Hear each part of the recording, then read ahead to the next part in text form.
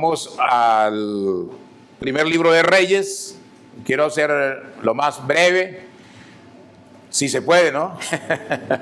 Para que ustedes vayan contentos y felices a disfrutar en casa con su familia. Eso es bueno, no es malo, eso es bueno. ¿Ya? Primer libro de Reyes, capítulo 17. ¿Recuerdan ustedes? Ahora hemos compartido el Evangelio de nuestro Señor, la palabra de Dios, la hemos compartido en el capítulo 17, en los últimos dos domingos. Estamos hablando del profeta Elías en principio, pero de la viuda de ¿qué? De Sarepta, la viuda de Sarepta. Y ahora estos días compartimos. Estamos en transmisión en directo para Facebook y para YouTube.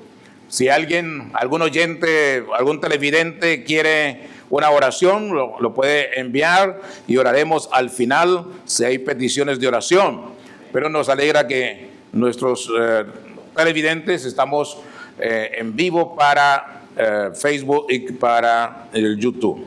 Muy bien, vamos entonces a primer libro de Reyes, capítulo 17. Vamos a la tercera entrega. Terminamos este capítulo 17 hablando de la madre. Seguimos hablando de la viuda de Sarepta. Amén. Y del milagro maravilloso que ejerció el Señor allí con ella. Un milagro continuo. Pero algo pasó, algo sucedió. Algo inesperado pasó. Y de eso vamos a hablar ahora. Versículo 17 del capítulo 17. Después de estas cosas aconteció que cayó enfermo el hijo del ama de casa, y la enfermedad fue tan grave que no quedó en él aliento. Y ella dijo a Elías: ¿qué tengo yo contigo, varón de Dios? ¿Has venido a mí para traer a memoria mis iniquidades y para hacer morir a quién? A mi hijo. Él le dijo: dame acá tu hijo. Entonces él lo tomó de su regazo y lo llevó al aposento donde él estaba y lo puso sobre su cama. Y clamando a Jehová dijo: Jehová, Dios mío, aún a la viuda en cuya casa estoy hospedado, ¿has afligido haciéndole morir su hijo? Y se tendió sobre el niño 3 veces y clamó a Jehová y dijo: Jehová, Dios mío, te ruego que hagas volver el alma de este niño a él. Y Jehová oyó la voz de Elías, y el alma del niño volvió a él y revivió. Tomando luego Elías al niño, lo trajo del aposento a la casa y lo dio a su madre y le dijo Elías: mira, tu hijo ¿qué? Vive. Entonces la mujer dijo a Elías: ahora conozco que tú eres varón de ¿quién?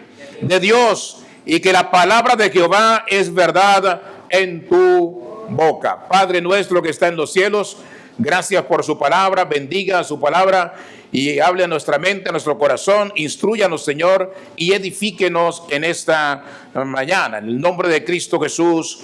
Amén y amén. Entonces, hablando de la madre o de la mujer de Sarepta, el tema es el amor de madre.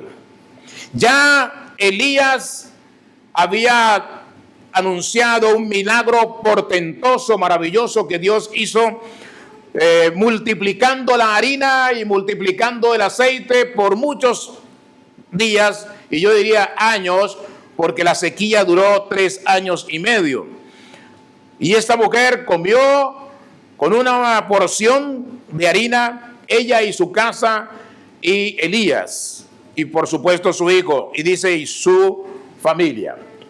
Ahora nos encontramos que con esa alegría desbordante seguramente que tenía la madre de este bebé, de este niño, esa alegría maravillosa, de repente ese niño se enferma y su enfermedad fue tal que el niño que murió. Es lo que dice el versículo 17. Después de estas cosas aconteció que cayó enfermo el hijo del ama de casa y la enfermedad fue tan grave que no quedó en él ¿qué? aliento. O sea, murió. Ahora, la enfermedad nos ayuda a ver nuestra fragilidad. Toda enfermedad nos ayuda a ver lo frágiles que somos los seres humanos. Somos frágiles. Y por supuesto, como somos frágiles, dependemos ¿de quién? De Dios, del Dios Todopoderoso. Por eso nuestra dependencia debe ser de Él, nuestra mirada debe estar puesta en Él, porque somos frágiles. Cualquier persona puede enfermar en cualquier momento. Una enfermedad que llega a una persona puede ser la forma en que Dios transforma a esa persona enferma. O puede ser la forma en que Dios transforma a los que están alrededor de esa persona enferma. Es importante entenderlo.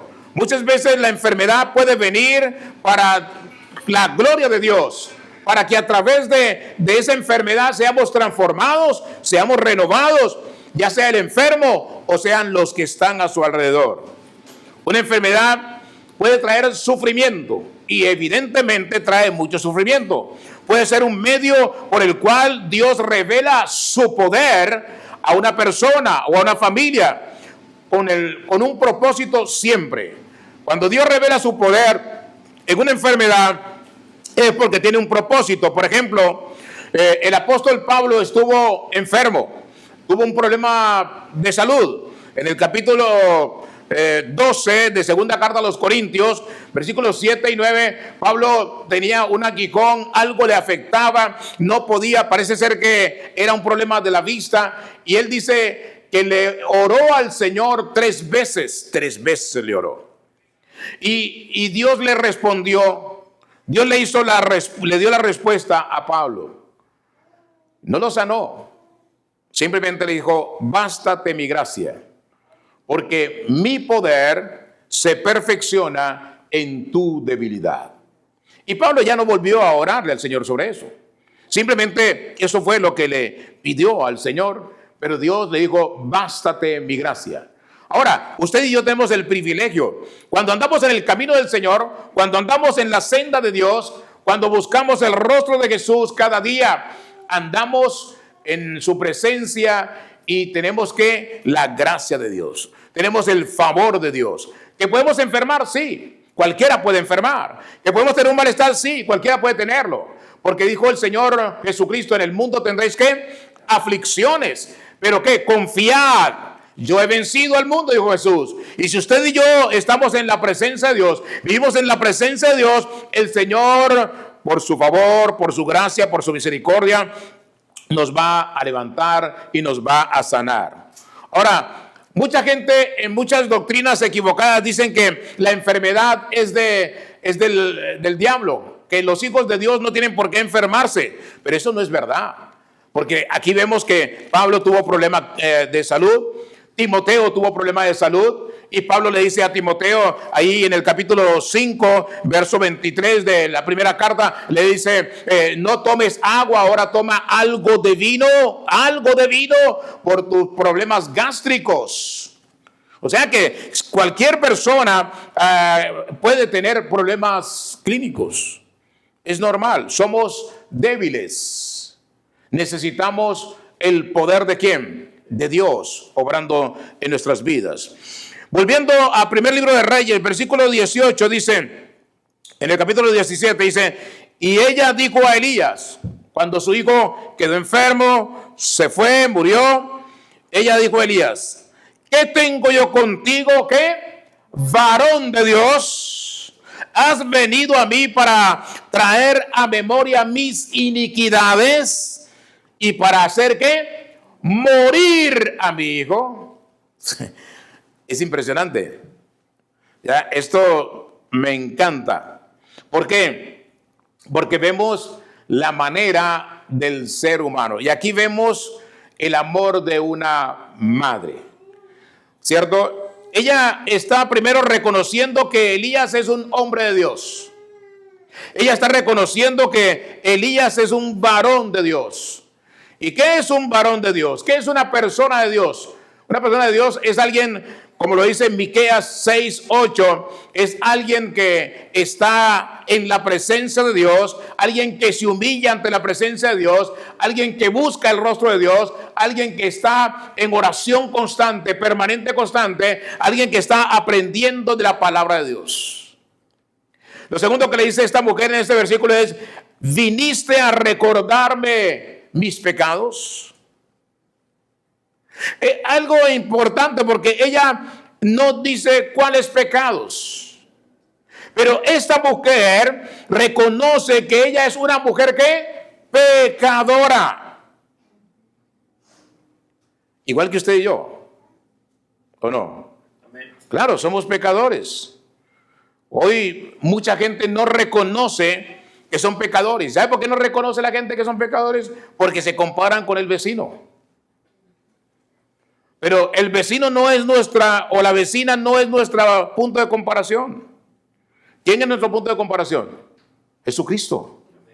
Él es nuestro punto de comparación. Tenemos que compararnos ¿con quién? Con Jesús, no con el vecino o el hijo del vecino. Por eso mucha gente no reconoce sus pecados, porque no se comparan con Jesús. Y Jesús es nuestro Señor. Jesús es el santo de los santos. Jesús no pecó. Jesús vino a esta tierra, comió en medio de los pecadores, participó con ellos, habló con ellos, iba de un lado para otro en medio de los pecadores, pero él nunca pecó. Y con él es que tenemos que compararnos, si es que queremos ir al reino de los cielos. Ahora, en cuanto a pecados se refiere, es claro, todos somos pecadores. Romanos 3:23, ¿qué dice? Por cuanto todos pecaron, están destituidos de la gloria de Dios. Todos somos pecadores, todos vivimos en pecado, pero como dice el apóstol Pablo en primera carta a los Corintios 10:12, el que piensa estar firme, mire que no caiga. O sea, nosotros miramos al pecador, miramos al que comete pecado. Digo, yo ese pecado no lo cometo. Miremos al vecino y dice, hace eso y yo no soy como ese vecino, yo no soy como esa persona.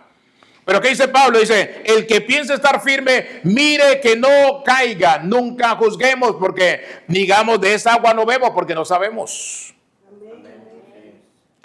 Y además, muchas veces creemos que nuestros hijos son los mejores hijos, ¿cierto? Que el problema son los hijos de los vecinos. Pero que los míos, no, los suyos y los míos usted los conoce cuando los tiene allí al lado. Pero cuando salen de la casa y usted no está, usted no los conoce, no sabe cómo son. Entonces, nunca diga, de esa agua no bebo, porque usted no sabe qué pasará. El que piensa estar firme, mire que no caiga. Ahora, pero esta mujer, la viuda de Sarepta, le dice algo impresionante al profeta Elías. Le dice, viniste para hacer morir a mi hijo. ¿Se da cuenta?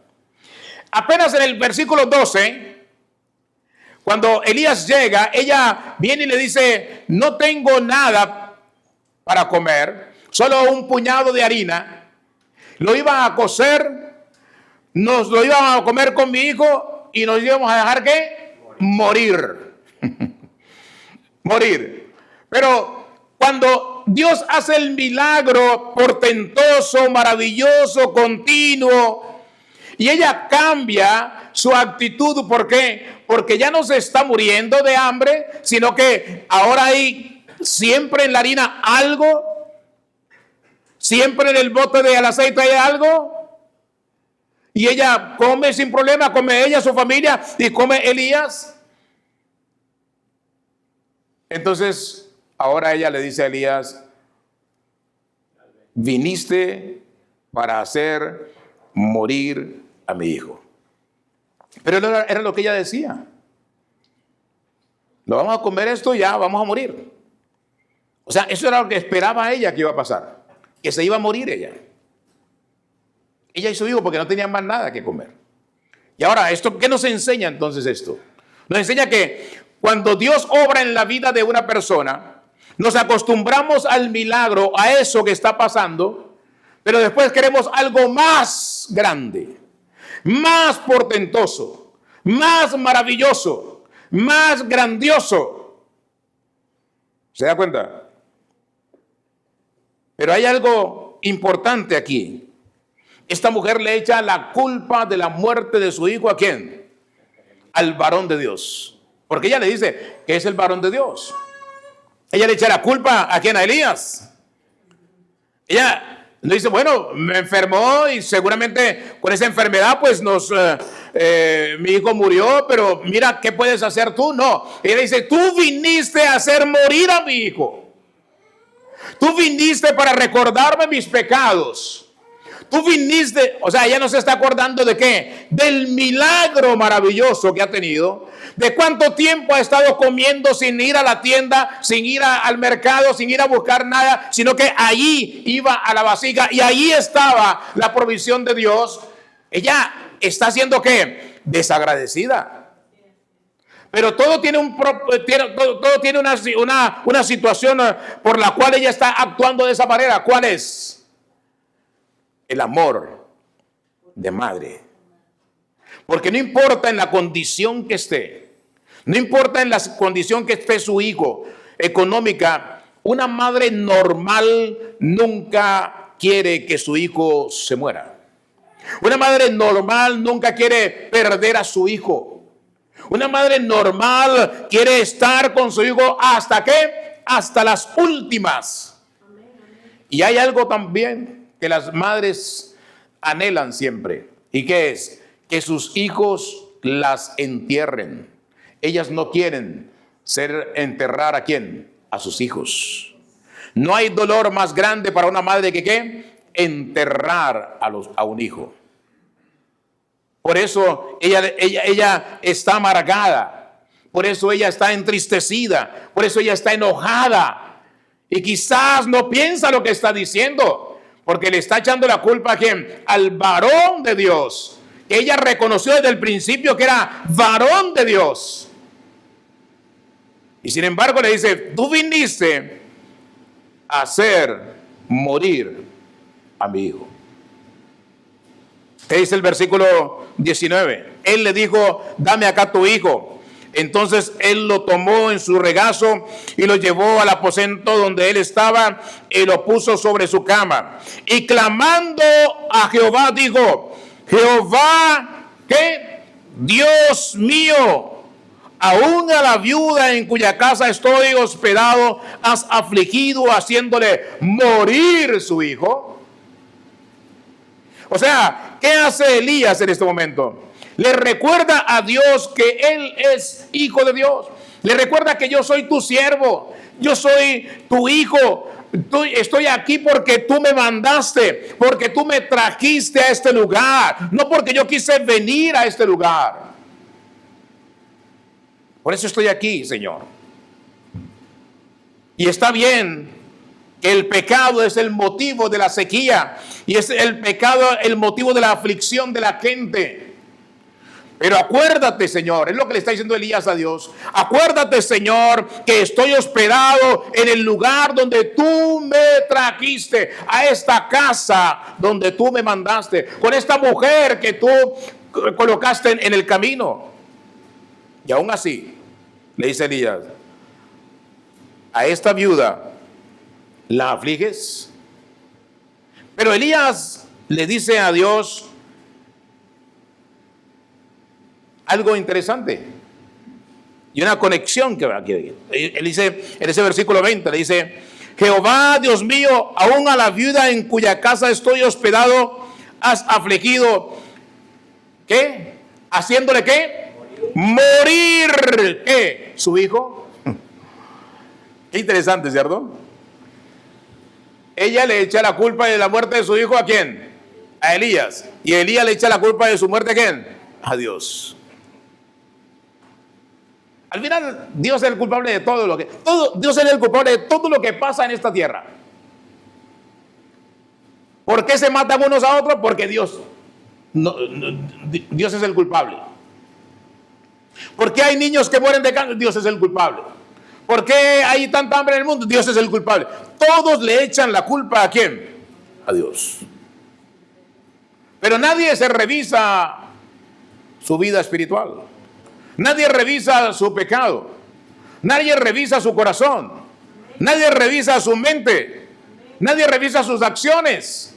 Pero todos le echan la culpa ¿a quién? A Dios. Y Dios no tiene la culpa de nada.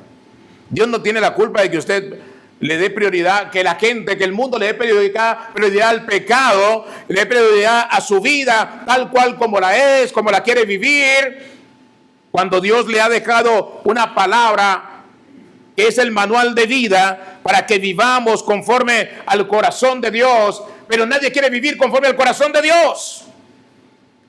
Pablo dice, todos se alejaron ahora, no hay justo ni aún uno, y sin embargo todos juzgan a Dios, culpable de todo lo malo que pasa en esta tierra.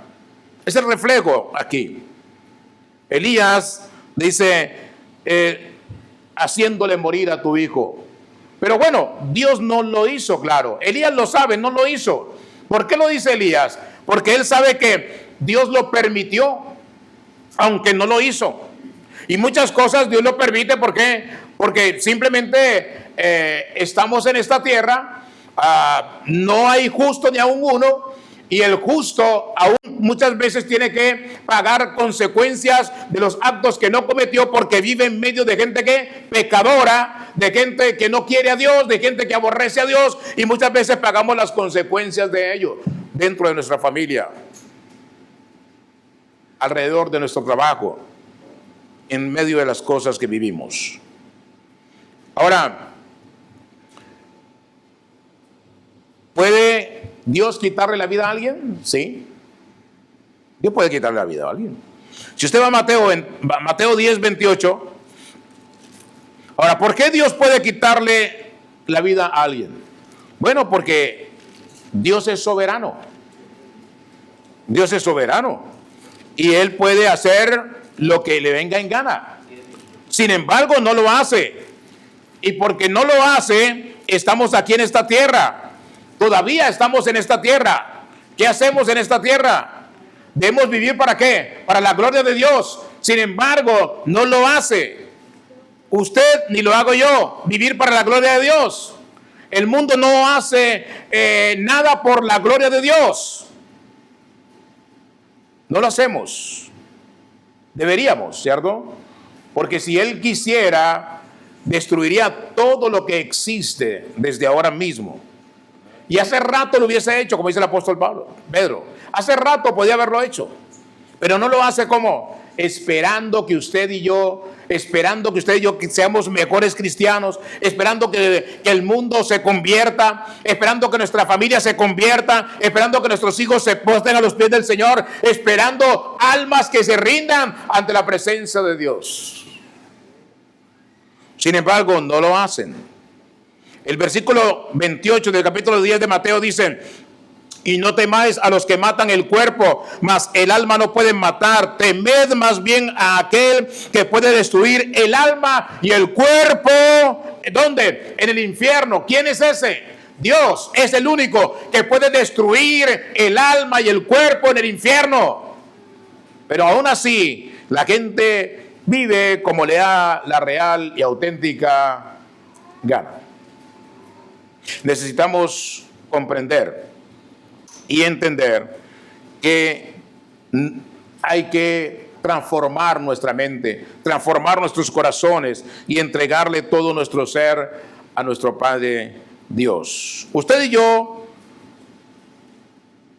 nos iremos de esta tierra cuando el Padre lo determine, cuando el Señor lo decida. De hecho, Él sabe el día y sabe la hora.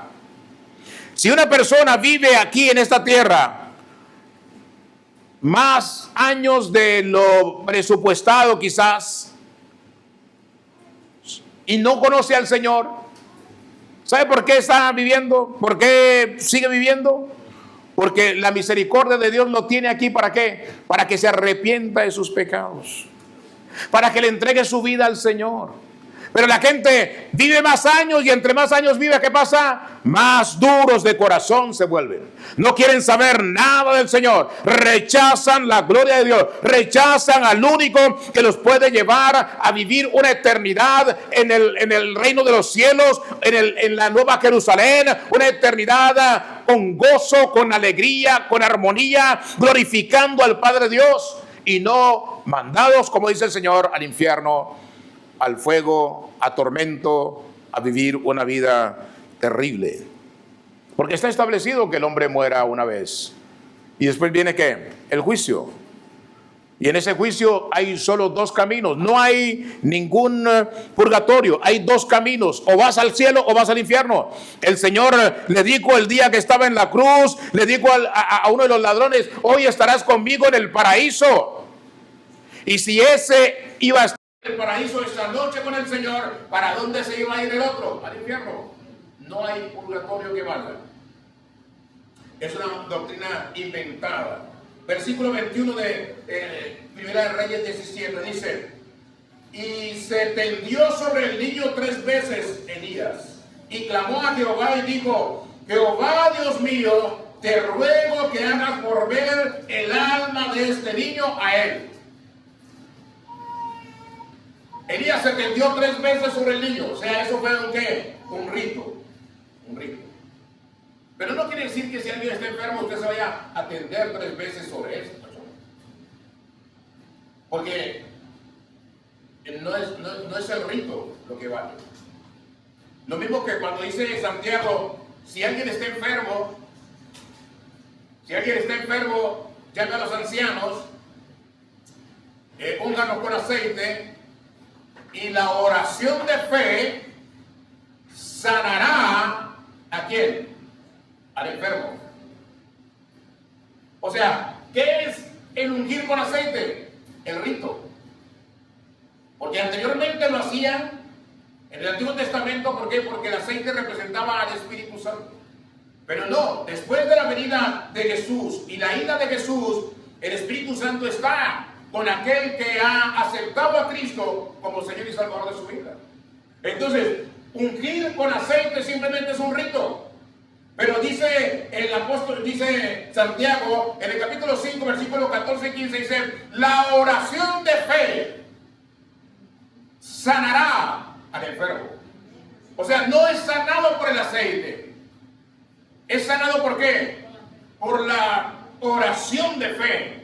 Es lo mismo aquí, cuando Elías ora al Señor, se postra 3 veces sobre ese niño, pero le ora al Señor y dice: Jehová Dios mío, te ruego que hagas volver el alma de este niño a él. ¿Qué es lo que hace? Porque dice el versículo 22: y Jehová oyó la voz de Elías. ¿Y qué pasó? Y el alma del niño volvió a él y revivió. ¿Qué fue lo que hizo que el niño reviviera? La oración de fe de Elías. No fue porque se haya acostado o postrado 3 veces sobre ese niño. No, fue por la oración de fe de Elías. Amén. La oración de fe de Elías fue la que hizo que el niño reviviera. ¿Y cuál fue esa oración? Jehová Dios mío, te ruego que hagas volver el alma de este niño a él. La oración de fe, como dice Jeremías 33:3. ¿Qué dice Jeremías 33:3? Ese es el teléfono del Señor. Es el número telefónico. Clama a mí y yo te responderé y te enseñaré cosas nuevas y ocultas que tú no conoces. ¿Qué fue lo que hizo Elías? Clamó a Dios.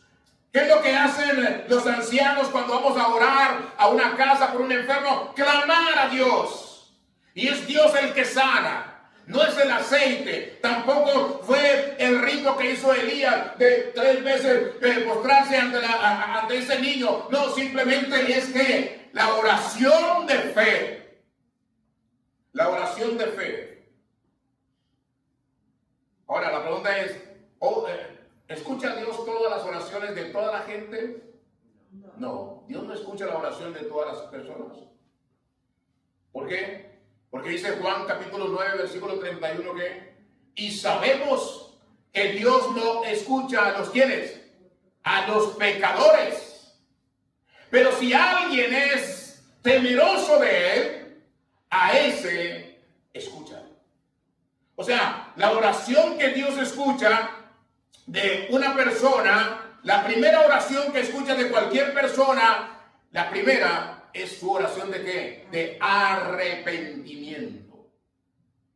De arrepentirse de sus pecados y entregarle su vida ¿a quién? Al Señor Jesús. Esa es la primera oración. Y a partir de ahí, Dios tiene inclinada su oído ¿a qué? A la oración de esa persona. Por eso oramos desde aquí. Sabemos que Dios tiene inclinado su oído a oración de este lugar. Y hemos orado por gente que ha tenido cáncer y el Señor los ha sanado. Hemos orado por personas que han tenido problemas clínicos graves y el Señor ha obrado poderosamente. Es el Señor. Clamamos, somos instrumentos de oración. Somos instrumentos para la gloria de Dios.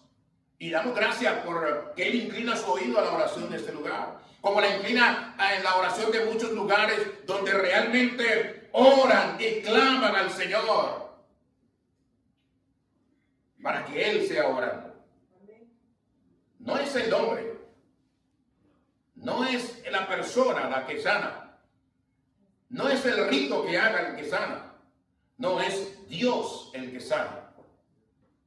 Simplemente clamamos a Dios. Y dice ese versículo 21, Jehová oyó la voz de Elías y el alma del niño volvió a él. ¿Qué? El alma. ¿Qué es el alma? Bueno, el alma es esa parte del ser humano que es eterna y que le pertenece ¿a quién? A Dios. Y Él determina la eternidad de esa alma. Cuando una persona, por ejemplo, va al infierno, Él determina que esa alma va al infierno. Él lo determina. ¿Por qué? Porque esa persona no anduvo en los caminos correctos, rechazó a Jesús, no quiso buscar el reino de Dios. Y así como decía un escritor de años atrás, C.S. Lewis, decía, tú no tienes un alma, no tienes un alma. Usted es un alma, usted es un alma que tiene un cuerpo. Porque el cuerpo que se destruye, el cuerpo que se hace polvo, el cuerpo que deja de existir, pero el alma es que eterna. Por eso el día que Jesús venga por su iglesia, el día que el Señor Jesucristo venga a levantar a su pueblo, Él mandará el alma de cada uno de aquellos que murieron en Cristo, les será dado ¿qué? Un cuerpo glorificado. Todo aquel que murió en Cristo, el Señor le regalará un cuerpo glorificado a su alma, porque el alma es eterna, el cuerpo no es eterno. Entonces, si morimos en Cristo, tendremos ese privilegio. Pero si morimos sin Cristo también, tendrán un cuerpo, pero ese cuerpo será atormentado. ¿Dónde? En el infierno. Será atormentado en el lago de fuego. Será atormentado en el infierno. Volviendo al versículo 23 de primer libro de Reyes, dice, tomando luego Elías al niño, lo trajo del aposento a la casa y lo dio a su madre. Y le dijo Elías, mira, tu hijo que vive. Yo me imagino la alegría de esa madre. Yo me imagino el gozo de esa madre, de pasar, seguramente estaba llorando, seguramente estaba afligida, seguramente estaba clamando. Y cuando en ese momento aparece Elías con su hijo y le dice, mira, tu hijo vive. Yo creo que ella brincó de alegría a tomar en sus brazos a su hijo. Cuando ella estaba afligida, llegó la alegría al corazón de esa madre. Llegó la alegría, el gozo al corazón de esa madre. Y esta es la primera resurrección de un cuerpo, de una vida en la Biblia. Hubo unas 9 o 10 resurrecciones, incluida la del Señor Jesucristo, pero esta es la primera vez que una persona es resucitada en la Biblia.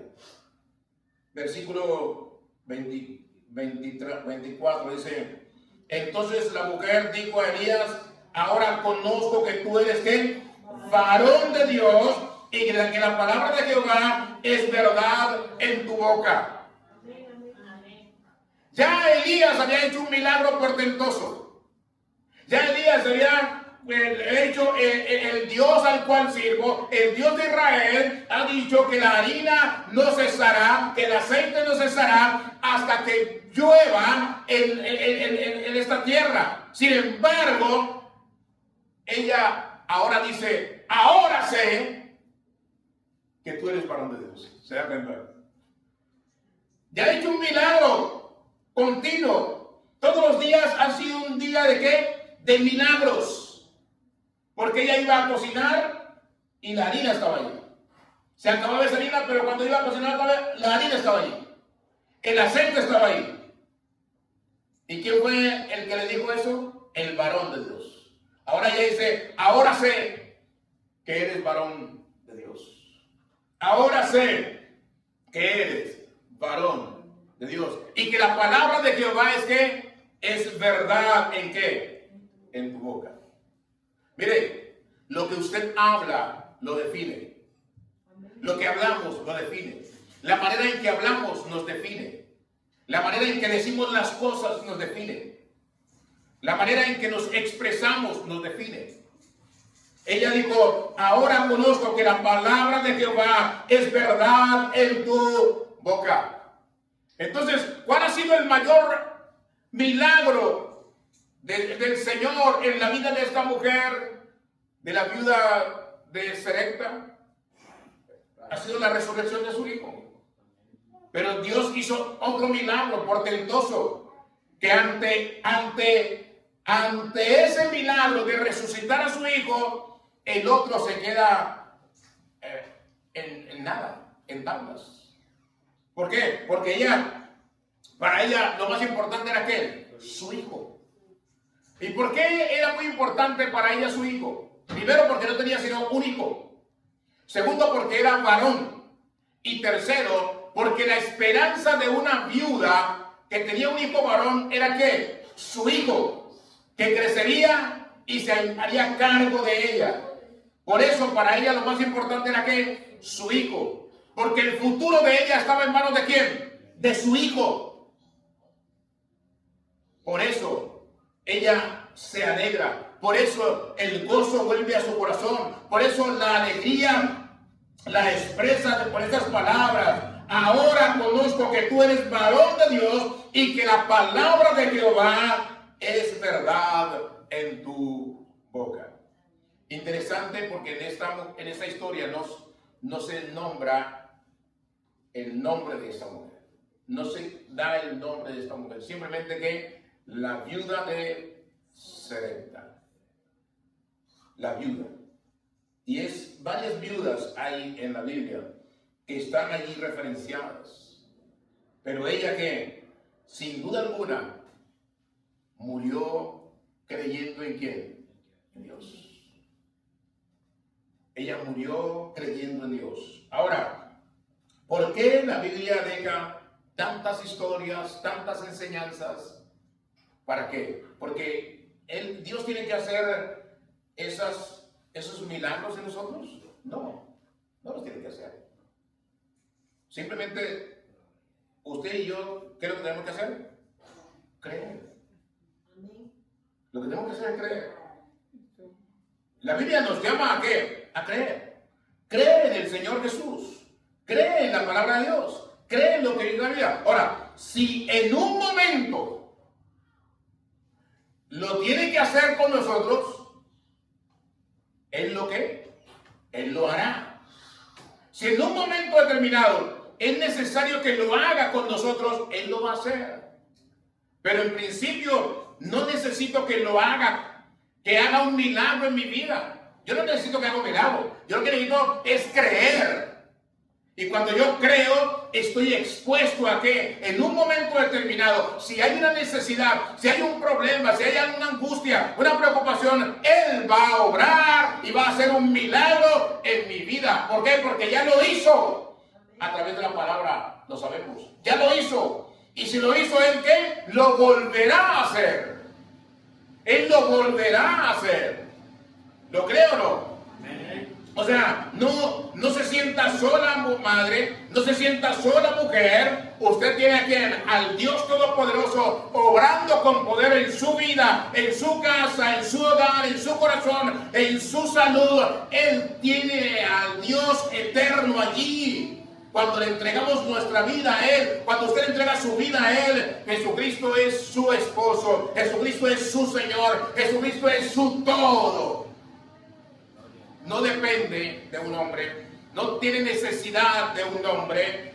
Empiece por entregarle su vida a Dios. Y si Dios cree que es necesario que tenga un hombre, Él debe mandar el mejor para usted. No el que usted quiere escoger o algo por el estilo. Si en un momento determinado así lo necesita. Si así fuere. Usted espere siempre en quién, en Dios. Pero Dios obra de maneras poderosas que no entendemos, no comprendemos. Por eso dice la Biblia, cosas que ojo no vio, ni oído escuchó, ni han subido a corazón de hombre, son las que Dios tiene preparada para quienes, para aquellos que le aman. Usted conviértase en la niña de los ojos de quién, de Dios. Póngase sobre los pies, vamos a orar.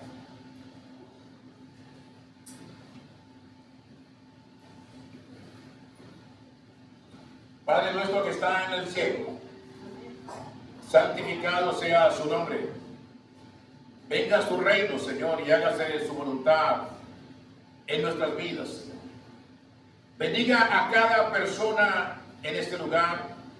Bendiga su palabra, Señor, que haya sido una porción que nutre el corazón y la mente de cada uno.